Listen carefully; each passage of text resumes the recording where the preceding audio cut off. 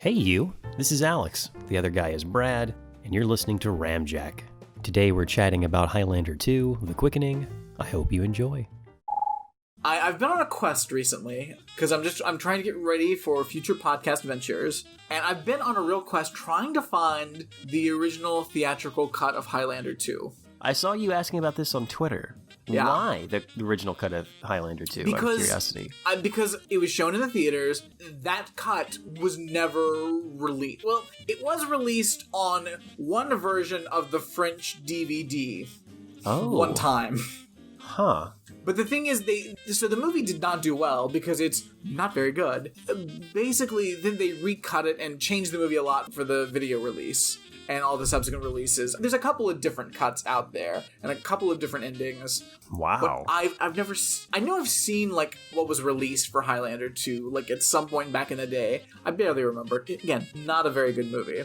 But like the thing is, it's confusing and weird, and part of why it doesn't make sense is because they vastly changed the story. Because in Highlander 2 you find out the Highlanders are all space aliens.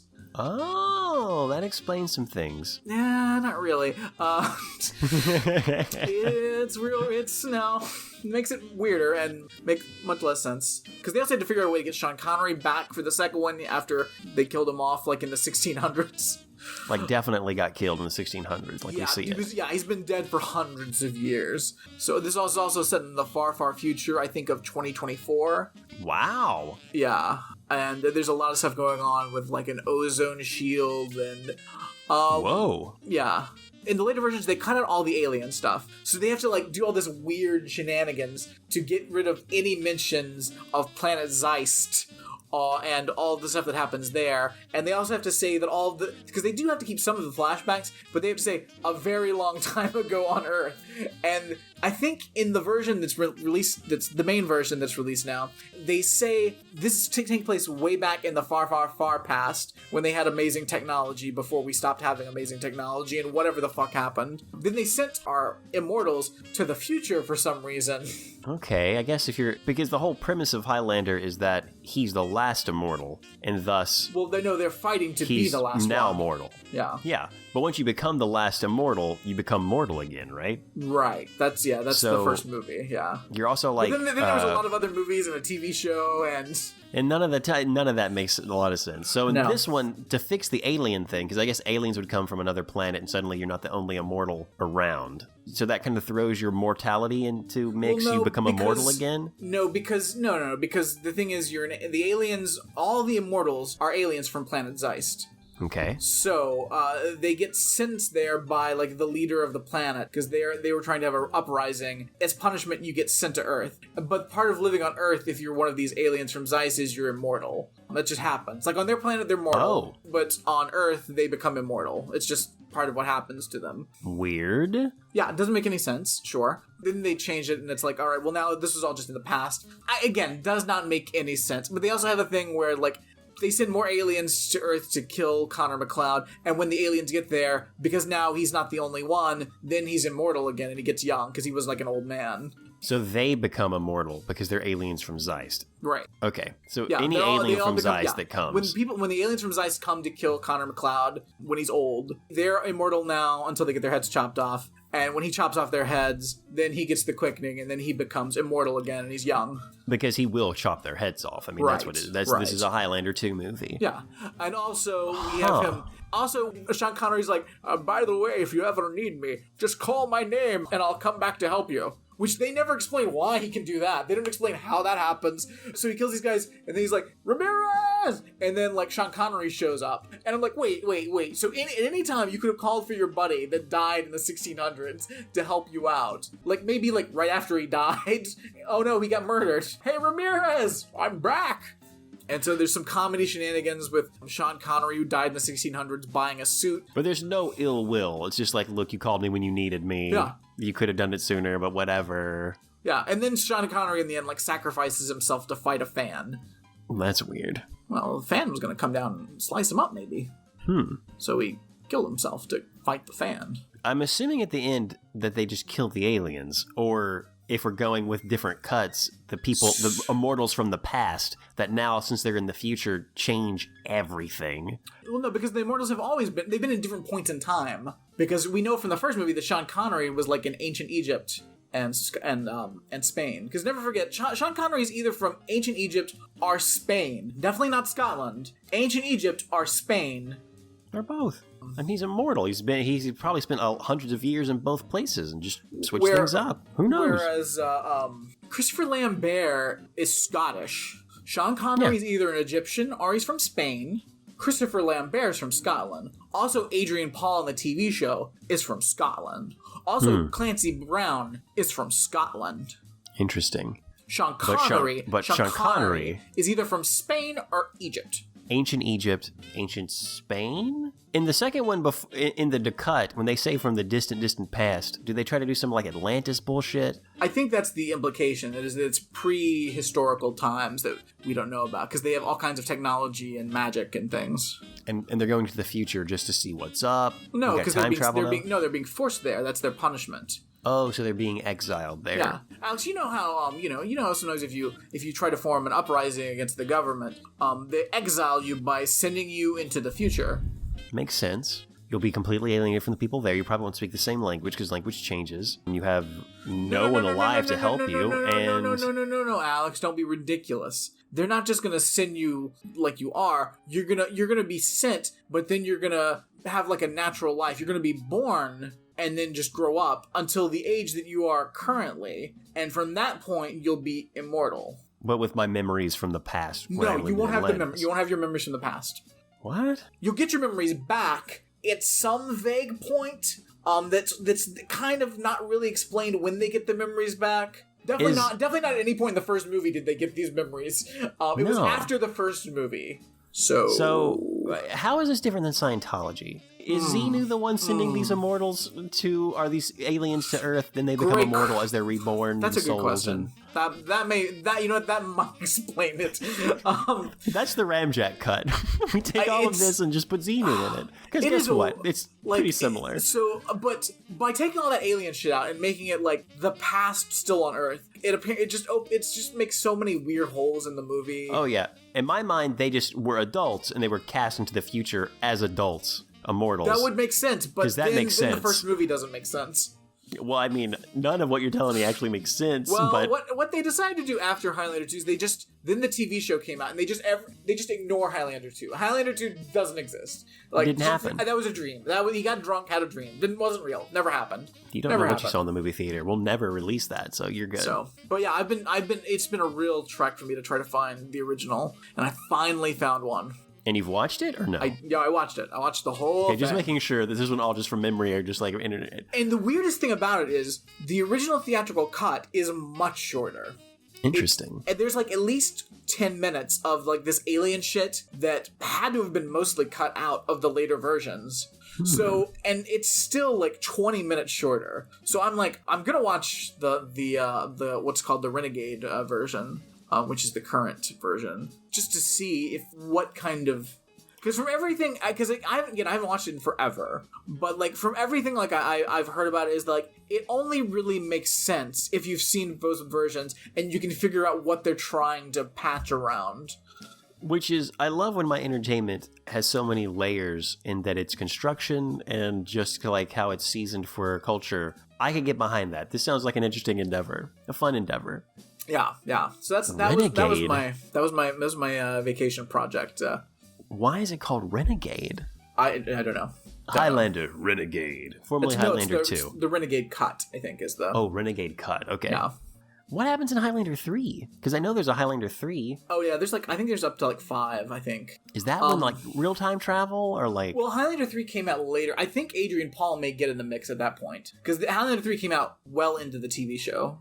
Oh, also they're working real hard to like force in some of those Queen soundtrack titles. Like, It's bad. I think maybe Queen was like, no guys, you can't use all the music. Because like, the first Highlander, it's all Queen soundtrack. And there's like a couple of Queen songs in the second one, but I think they were like, no thanks. No thank you. But they're really trying, because at one point, he's like, I don't understand this quickening. Is it magic? And then Sean Connery's like, well, it's a kind of magic. Wow. You know, like the album, It's a Kind of Magic by Queen. Just remember, the quickening. It sounds like magic. Oh, it is. Kind of. It's a kind of magic. A kind of magic. Let's say it's a kind of magic. That's not what I was talking about. Is this the kind of magic? Look, guys, you can have bicycle and you can have fat bottom girls. Work with what you got, Highlander 2. It is a fascinating little hole to fall down, but Wow, that's awesome. Thank you for this education. Trying to figure this shit out, because So, I have had the deep dive of the Highlander movies explained to me before in my past. can I guess from whom? You can guess, and I'm pretty sure you'd get it correct. All right, just checking. And that's where I got a lot of this from, but I do not think at the time we knew about the cuts. I only knew about like the time travel stuff and did not realize there was this alien stuff going on. Yeah. Which makes... I never saw Highlander 2, so I was just like, all right, this Cliff Notes version, this detailed Cliff Notes version I'm getting should be enough. Yeah. It's very bad. It's very bad. They're supposed to be rebooting Highlander. I think they should. I think it could definitely be done. Totally. But the first Highlander is a great movie. Like, it holds up. Was the guy named Cregan or whatever? Like that scary guy? Yeah. Clancy Yeah, it was Brown. nuts. Oh, yeah. They're supposed to be rebooting Highlander. Did you hear that they're rebooting Dexter? Not rebooting, I guess giving it a miniseries? Making more, yeah. Making more. Yeah. Which Went to Alaska? Check it out. I only made it through like the second season of that show. Never got back in. It got weird. I mean, it was still okay. The second season was probably peak Dexter. People say the John Lithgow season was really good. Oh, I want yeah, to see it was. that because I love John Lithgow, but I never got to that. It got super weird at the end. Yeah. But I mean, it's what it is. I mean, it was Dexter. I'm not sure what more they could have done or not done. Sure. Horrible for the actors because like they got married, Dexter and I guess the lady that was playing his sister, and then they got divorced. But then that's when they got them together on the show as a couple, and they just both went along with it. Super professional because I don't know how else that's gonna work.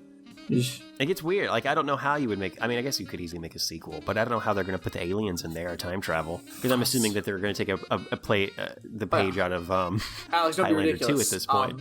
What they're going to do is they're going to say, no, Dexter actually time traveled. There you go. Listen, Dexter and his sister were exiled to different points in history, and then they, the Quickening.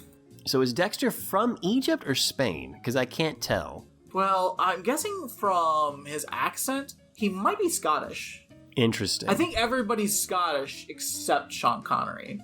I want a scene where Dexter is like almost like he's surrounded, cops are coming in. We hear the chopper coming over, like he is like the searchlights, and he's just like really like pinned. He's like, I don't know what else to do, and he just goes, Ramirez, and then there's Sean Connery comes out of nowhere and helps him. No, Alex, don't be ridiculous, because Sean Connery doesn't come out of nowhere. Sean Connery appears in Scotland, and then he has to have a wacky adventure where he buys a suit, gets on an airplane for the first time. How? This gets even weirder the more you explain. Because in my mind, he said Ramirez, and Ramirez just walked out of the shadows, or like a fog came. He pops back into Scotland where he died, but on a theater stage. But luckily he's got pearl earrings that are very valuable, so he's able to trade that for a fancy suit and money for a plane ticket to go to the New World. Yeah. Okay, and he's just like catching up as he goes. I want that movie. I don't want a montage. I want Ramirez wakes on stage and is like, fuck, and he gets to America. Trust. There's plenty of footage of Sean Connery antics. A man out of time. Don't worry. There's plenty of comedy shenanigans with Sean Connery. And the original theatrical cut was shorter than the Renegade cut. Uh-huh. Fascinating. Fascinating. I'm gonna watch it. I think I'm gonna watch it this week, hopefully. Did you know that Scooby-Doo is an alien? Was he from planet Zeist? Was he exiled here? So apparently, I watched a YouTube video on this. It was one of those like, hey, guess what? And apparently in all the new Scooby-Doo stuff, they like work in all the television shows and movies into like a canon universe. And apparently Scooby-Doo is like a race of aliens that can take whatever form they want. and he chooses to be a dog-like thing, which is why he can talk. And it gets weird. There's 2 parallel universes with 2 different Scooby-Doo gangs living together. Maybe 3, I guess, if you count the live-action movies. Super weird. And he might be from Zeist, I don't know. But he is immortal. Okay, alright. Was not expecting to get that now, does Scooby-Doo. Does Scooby-Doo have as much Wendy's product placement as Highlander 2 does? Because let me tell you, Highlander 2 has a lot of Wendy's product placement. I'm assuming you're meaning more than just twice, right? Yes. Because once is product placement, twice is, oh my freaking god, and 3 is, wow. No, 3. Like, at one point... Wendy's the movie, at one point, featuring Highlander. Connor McLeod is sitting there, just enjoying a Frosty with Sean Connery. It is no wild. way. It is... No way. And I'm like, first of all, keep in mind, this was set in the far, far future, too. 2024, I think. Unlike Demolition Man, Taco Bell didn't make it, Wendy's made it. Yeah, pretty wild. Which would you rather have make it, Wendy's or Taco Bell in the future? I mean, if all of them have to go away, except for that one. If we've only got one, I think I would have to go Wendy's. Like, I think I would too. It's a good meal. It's a good value. Wendy's is good. It's got a good variety. You get a baked potato That's missing there? from Taco Bell. Yeah, I like that. Sometimes a baked potato. You got chili, so that you could shake it up with something a little bit soup-like. But a Frosty, Frosty is the only thing left. Frosty's great. Oh, Wendy's fries great. Truth. Their burgers are great. Little square burgers. Their burgers are fine. Come yeah. on. Chicken's okay too. It's that spicy chicken sandwich. Come on. Yeah, that was awesome. I'm sorry, Taco Bell just has no room in the future, except for Demolition Man. But they came from like a weird post-apocalyptic LA or like a demilitarized LA. So who knows? All restaurants were Taco Bell in that Taco Bell served everything. So it wasn't like a Taco Bell menu survived. Taco Bell was just a brand. So speculating on the future. Yeah. So Scooby-Doo's an alien. Cool. Hello. Thank you for listening. If you want to hear more from Ramjack, check out the show notes for links. Take care and remember, it's a kind of magic. Yeah.